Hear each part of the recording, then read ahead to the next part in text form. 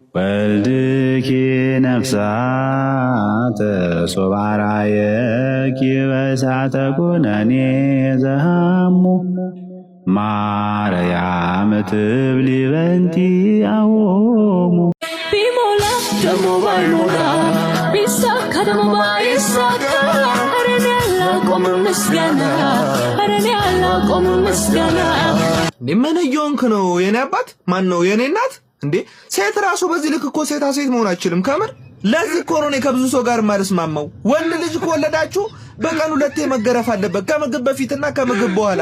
አለበለዚያ እንደዚህ ስልብ የሆነ ልጅ ነው የምትወልዱት። ምን አይነት መታደል ነው ከምር! እንዴ በአንዴ እናትም አባትም ሆኖ እኮ ነው የምትችለው ከምር፣ ያለምንም ማዳላት።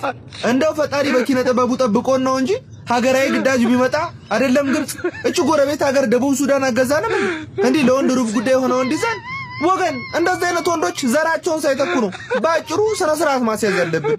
የኦርቶዶክስ ክርስትና በትምህርት ቤት ውስጥ ለልጆች እንዲሰጥ መታሰቡን ተከትሎ በዚህ ሰዓት በዓለም አቀፍ ደረጃም መነጋገሪያ የሆነ መረጃ ተሰምቷል። ልጆችን ጥሩ ስነ ምግባር ይዘው እንዲያድጉ ለማድረግም በትምህርት ቤቶች ውስጥ የኦርቶዶክስ ክርስትናን ለማስተማርም ከኦርቶዶክስ ቤተክርስቲያን ጋር እየሰራ መሆኑንም የቡልጋሪያ መንግስት መግለጹን ተከትሎ ብዙ ድጋፍና ብዙ ተቃውሞ በአውሮፓ ምድር ላይ ተሰምቷል። ሐሳቡን የተቃወሙ ተቾችም የትምህርት ስርዓቱ የበለጠ ሌሎች አስፈላጊ ችግሮች እንዳሉት በመናገርም ይህ ነገር አያስፈልግም ሲሉ ተደምጠዋል።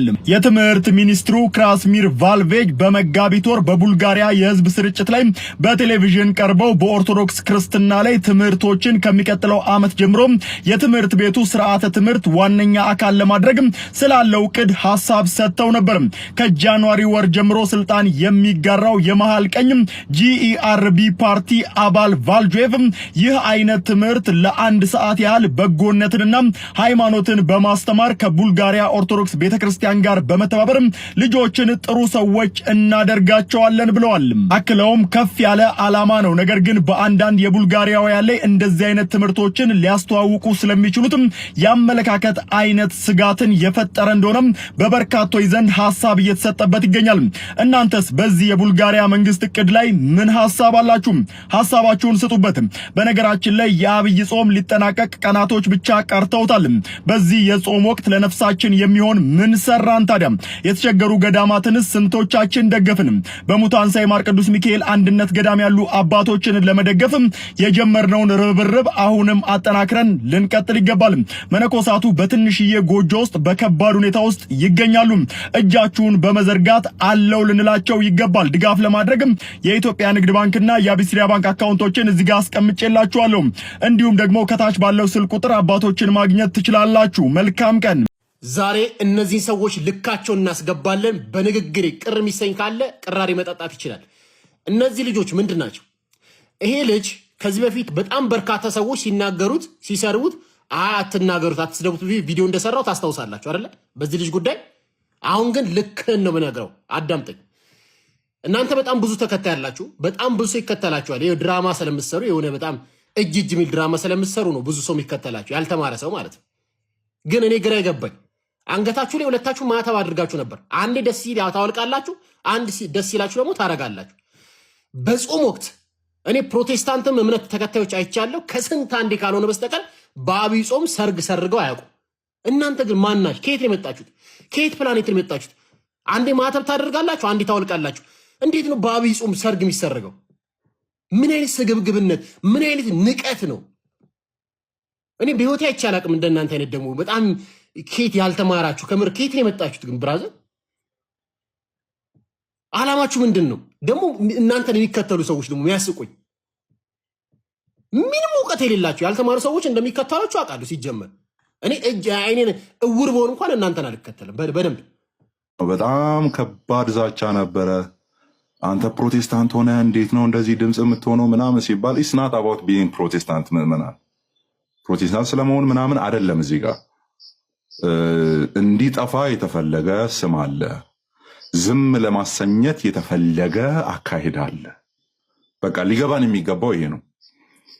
እኛ ዝም ያልን ጊዜ የኛ አፍ በተዘጋ ጊዜ ቀጥሎ የሚዘጋ ነገር አለ። ኦኬ፣ ቀጥሎ የሚዘጋ ነገር አለ። ቀና ብለን እንዳንሄድ ሊደረግ የሚችል ነገር አለ።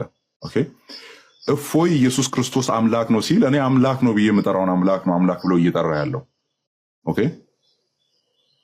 እፎይ እዚህ ጋር መጥቶ ስላሴን ዲፌንድ ሲያደርግ እኔ ማምነውን ስላሴ ነው ዲፌንድ እያደረገ ያለው። በቃ እቺ በቂ ናት። ሌላውን በቤት ውስጥ እናወራለን።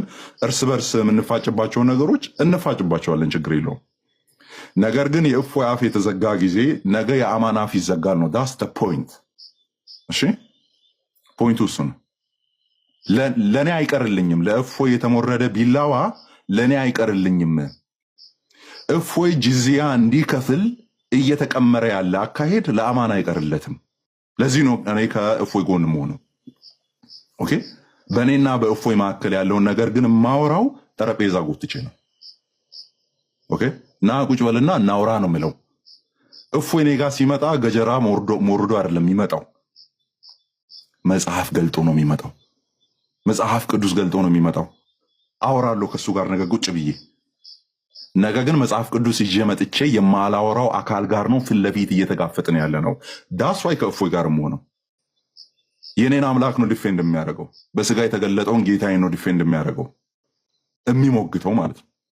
ኦኬ ሲሰደብ ክርስቶስ ኢየሱስ እንደዚህ ገብቶ ኢየሱስ ክርስቶስ ገላውን የማይታጠብ የሚሸት ነው እያለ አንድ ሙስሊም ብዬ እንደዚህ ላወራ ብሎ ሲያወራ የኔን ጌታ ነው እያወራ ያለው።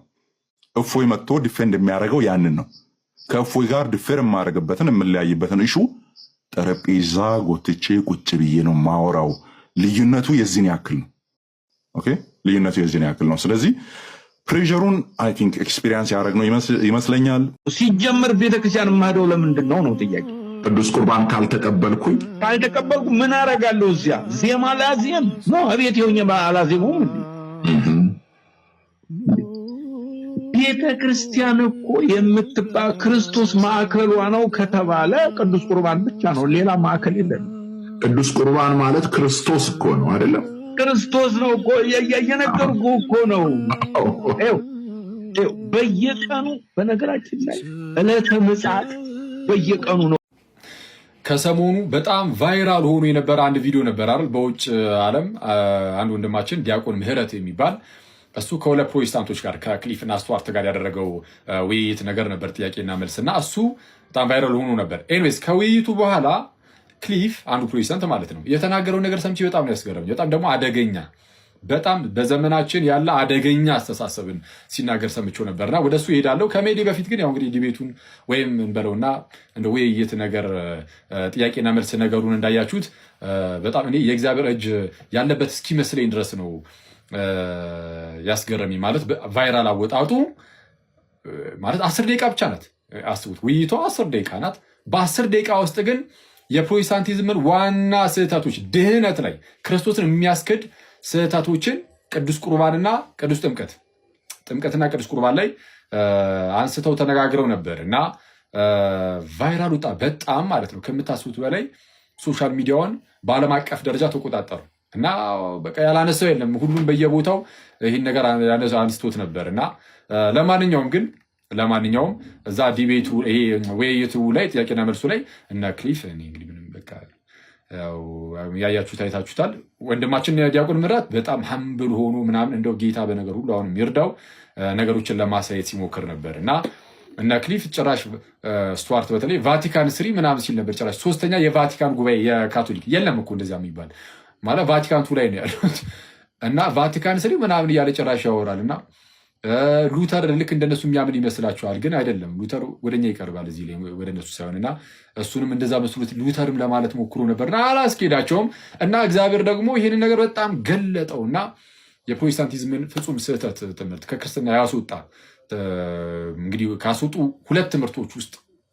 ትምህርቶች ውስጥ ሁለቱን በግልጽ አሳየበት ይመስለኛል። ማለት ሰዎች ከፈት አድርጎ አይኗቸውን የጌታን ቤተክርስቲያን ኦርቶዶክስን እንዲያዩ ምናምን ያደረጋቸው ይመስለኛል እና እንዲያ ከሆነ ያለ እግዚአብሔር ማንም ይህንን ሊያደርጉ አይችልም እና ኤኒዌይስ የእግዚአብሔር ፈቃድ ነው ብዬ አስባለሁ።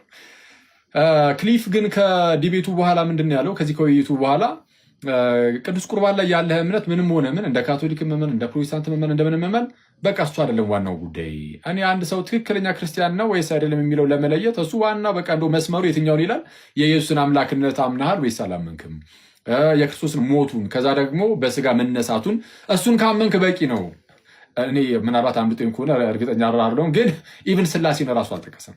በስላሴ አመንክ አላመንክ የሚለውን እንኳን እና እንደዚህ ብለህ እንድዘረዝር ሲጀመር ማን ፈቀደልህ? ማለት ይሄ የክሊፍ ኦቶሪቲ የክሊፍ ስልጣን ነው እንዴ? የአንድ ፕሮቴስታንት ስልጣን ይሄ ማለት አንድ ሰውን ክርስቲያን የሚያስብለውና የማያስብለው ይሄ ነው ለማለት ስልጣኑ አለ የለም ማለት ኦኬ፣ ለሱ እየተናገርኩ ይመስላል እንደሚሰማኝ ነገር። እሺ ለሱ የለውም፣ ለእናንተ እንድሰማ እና ይህ ስልጣን ያላት የጌታ ቤተክርስቲያን ናት። የእውነት አምድና መሰረት የሆነችው ቤተክርስቲያን እሷ በሃይማኖት ደረጃ የተቀበለችውን ትናገራለች። ማለት እኔ ከጌታ በሃይማኖት ደረጃ የተቀበልኩት ይሄንን ነው። በዶግማ ደረጃ እሱን መቀበልና ለመቀበል ክርስቲያን ለመሆንና ለመሆን መለያ ሊሆን ይችላል። በአስተምህሮ ደረጃ ብቻ እንካልን ማለት ነው። እና ቅዱስ ቁርባንን እንደፈለግ ተቀበል። ለምሳሌ ጌታችን እውነተኛ የራሱ የጌታ ስጋና ደም ነው የሚለውን ትምህርት ካስተማረ፣ አንተ ግን እሱን አልቀበልም ካልክ ኢየሱስን እምቢ ያልከው ስለሆነ ክርስቲያን አይደለም፣ የክርስቶስ ተከታይም አይደለም። ዋናው በኢየሱስ እመን፣ ኢየሱስን ተከተል እንጂ ቅዱስ ቁርባን ላይ ያለ እምነት ችግር የለውም ሲል ነበረ። እንዴ ሰው በቅዱስ ቁርባን ሳያምን ጥምቀት ለድህነት እንደሆነ ሳያምን ምኑን በኢየሱስ አመነ? ምኑን ኢየሱስን ተከተለው? ኢየሱስ ያስተማረውን ኢየሱስ የተናገረውን እምቢ ብሎ ክሊፍ የተናገረውን ነው እንዴ ሰው የሚቀበለው? ወይ የሆነ ፕሮቴስታንት የተናገረውን እንዴ የሚቀበለው? ያኔ የፕሮቴስታንት ተከታይ እንጂ የኢየሱስ ተከታይ መሆኑ ያቆማል። እና ይሄ በጣም አደገኛ ነው። ዋናው በኢየሱስ እመን ትምህርት የሚባል ነገር እሱ አደገኛ ነው። ይቆያል። የዘንባባ ዝንጣፊ ይዘው ሆሳዕና ያሉት በንጋታው ግን ይሰቀል ብለዋል። አሁንም ደግሞ ጭንቅላታቸው ላይ ዘንባባ ያሰሩ ኢየሱስ ያድናል ሲባሉ ይቃወማሉ። እንደሰማችሁት ነው። በመጀመሪያ ደረጃ ኢየሱስ ያድናል ሲባል የሚቃወሙ አሉ። እነዚህ ሰዎች ደግሞ ዘንባባ በጭንቅላታቸው ላይ ያሰሩ ኢየሱስ ያድናል ሲባሉ ይቃወማሉ የሚል ሀሳብ የተነሳው ስለ የትኛው ኢየሱስ የሚል ጥያቄ ማንሳት ያስፈልጋል። እውነት ለመናገር በጌታችን በኢየሱስ ክርስቶስ ትምህርት ውስጥ ሐሰተኛው ክርስቶስ እየተባለ የሚጠራ አለ። እንዲሁም ደግሞ ቅዱስ ጳውሎስ ሌላ ኢየሱስ፣ ሌላ ወንጌል በማለት ደግሞ የሚናገርለት አለ። ስለዚህ ተቀዳሚ ተከታይ የሌለው የእግዚአብሔር አብ የባህሪ ልጅ እንዲሁም ደግሞ የተቀዳሚ ተከታይ የሌለው የእመቤታችን የቅድስት ድንግል ማርያም ልጅ በስጋ የተገለጠ እርሱ የዘላለም አምላክ የሆነውን ጌታችን ኢየሱስ ክርስቶስን ያድናል ለማለት ምንም የሚያሳፍር የሚያሸማቀቅ ደግሞ ተቃውሞ የሚያስነሳ ነገር አይደለም። ምክንያቱም ኢየሱስ ማለት የስሙ ትርጓሜ በራሱ መድኃኒት ማለት ስለሆነ ማለት ነው። ከዚያ ባሻገር ግን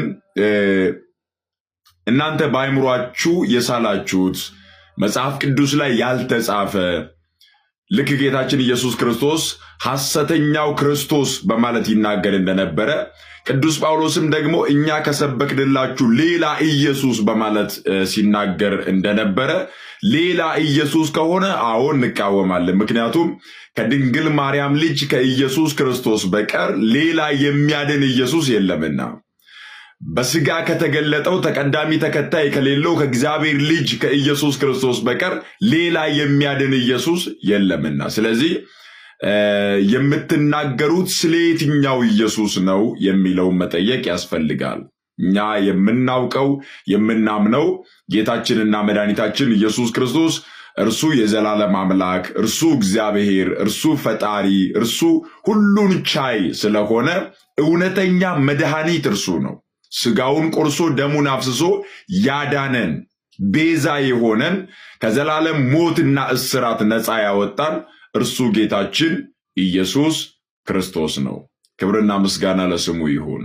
ዛሬ የመጣሁት መላው የኦርቶዶክስ ተዋሕዶ አማኞችን ወክዬ ኢትዮጵያ ውስጥ ለሚገኙት የቴሌቪዥን ጣቢያዎች መልእክት ለማስተላለፍ ነው። እባካችሁን የኦርቶዶክስ ተዋሕዶ በዓላትን እየጠበቃችሁ ማለትም የመስቀል በዓልን፣ የገና በዓልን፣ የጥምቀት በዓልን፣ የፋሲካ በዓልንና የመሳሰሉትን መንፈሳዊ በዓላትን አርቲስቶች እየጋበዛችሁ፣ ዘፋኞችን እየጋበዛችሁ፣ ኮሜዲያኖችን እየጋበዛችሁ በዓሉን በዘፈን በጭፈራ በማይሆኑ ቀልዶችና ስላቆች የምታሳልፉ የቴሌቪዥን ጣቢያዎች እባካችሁን፣ እኛ ዓመት ከዓመት እየሰለቸንና እየደከመን እንገኛለን። መንፈሳዊ በዓላት የሚከበሩት በስብከት፣ በመንፈሳዊ ትምህርቶች፣ በዝማሬ፣ በጸሎት እንዲሁም በመሳሰሉት መንፈሳዊ ተግባራት እንጂ በጭፈራና በዘፈን አይደለም። ቤተ ክርስቲያናችን በርካታ መምህራን፣ ሰባኪያን፣ ዘማሪያን እንዲሁም የጥበብ ባለሙያዎች አሏት። ስለዚህ እነሱን እየጋበዛችሁ ዕለቱን በትምህርቶችና በዝማሬዎች እንድናሳልፍ እርዱን። ያለበለዚያ ግን በዓላቶቹን ባታከብሩ በጣም ደስ ይለናል። አስተውላችሁ ከሆነ የሴቶች ቀንን ስታከብሩ ሴቶችን እያወደሳችሁ፣ እናቶቻችሁን፣ እህቶቻችሁን፣ ሴት ልጆቻችሁን እያወደሳችሁ ቀኑን ታሳልፋላችሁ። የአባቶች ቀንን ስታከብሩ ስለ አባቶቻችሁ ደግ ደጉን እያወራችሁ እያለቀሳችሁ፣ አልፎ ተርፎም እነሱን ወደ ስቱዲዮ እየጋበዛችሁ ስለ እነሱ ስንት ነገር እያወራችሁ እያለቀሳችሁ ነው የምታወሩት። ታዲያ ስለ ጌታችን መድኃኒታችን ኢየሱስ ክርስቶስስ እንዴት እያለቀሳችሁ አታወሩም? በተወለደላችሁ፣ በተጠመቀላችሁ፣ በሞተላችሁ፣ ከሞት በተነሳላችሁ እንዴት ለአንዲት ቀን እንዴት ለአንዲት ደቂቃ እንኳን ስለሱ እያለቀሳችሁ ለሱ ያላችሁን ፍቅር ለእናንተ የከፈለውን ዋጋ እንዴት ለአንድ ደቂቃ እንኳን ሳታወሩ ታሳልፋላችሁ? ሁሌ ጭፈራ፣ ሁሌ ዘፈን አይሰለቻችሁ? እባካችሁን መንፈሳዊ በዓላትን ወይ በመንፈሳዊ አከባበር አክብሩት ወይንም ደግሞ ለእኛ ተውልን። የሰሙነ ሕማማት ዕለተ ሰኞ። ይህ ዕለት መርገመ በለስ እየተባለ ይጠራል። መርገመ በለስ የተባለበትን ምክንያት ጌታችን መድኃኒታችን ኢየሱስ ክርስቶስ የረገማትን በለስ ምክንያት በማድረግ ነው። ይኸውም ጌታችን ከቢታንያ ሲመለስ ተራበ። አንዲት ቅጠል ያለባትን በለስን ተመለከተ። ፍሬ ሊያገኝባትም ወደደ። ነገር ግን ፍሬ አላገኘባትም። ለዚህም ካሁን ጀምሮ እስከ ዘላለም ማንም ካንቺ ፍሬ አይብላ ብሎ ረገማት። በዚህም ምክንያት ይህ ዕለት መርገመ በለስ እየተባለ ይጠራል። እንዲሁም ይህ ዕለት አጽዋተ ቤተ መቅደስ፣ የቤተ መቅደስ መታደስ እያለን እናስበዋለን። ጌታችን በለስን ከረገመ በኋላ ወደ ቤተ መቅደስ ሄደ። ነገር ግን ቤተ መቅደሱ ቤተ ጸሎት፣ ቤተ መስዋዕት መሆኑ ቀርቶ የንግድ ቤት ሆኖ ሲያገኘው ቤቴ የጸሎት ቤት ትባላለች፣ እናንተ ግን የወንበዴዎች ዋሻ አደረጋችሁት ብሎ የሚሸጡትን ሁሉ ገለባበጠባቸው፣ ገርፎም አስወጣቸው። ከተቀደሰው ስፍራ እንዲወጡ የተናገረበት ዕለት በመሆኑ የቤተ መቅደስ መታደስ እየተባለ ይጠራል። በሰሙነ ሕማማት እንግዲህ እንግዳ ቃላት የምንላቸው በርካታ ሰዎች የማናቃቸው ሊሆን ይችላል። ታዎስ ለምሳሌ ሲል የግሪክ ቃል ነው፣ ጌታ አምላክ ማለት ነው። ስለዚህ ታዎስ ናይን ይላል። ናይን ደግሞ የግብፅ ቃል ነው። ናይን ስንል ማረን ማለታችን ነው። ታዎስ ናይን ስንል ምን ማለታችን ነው?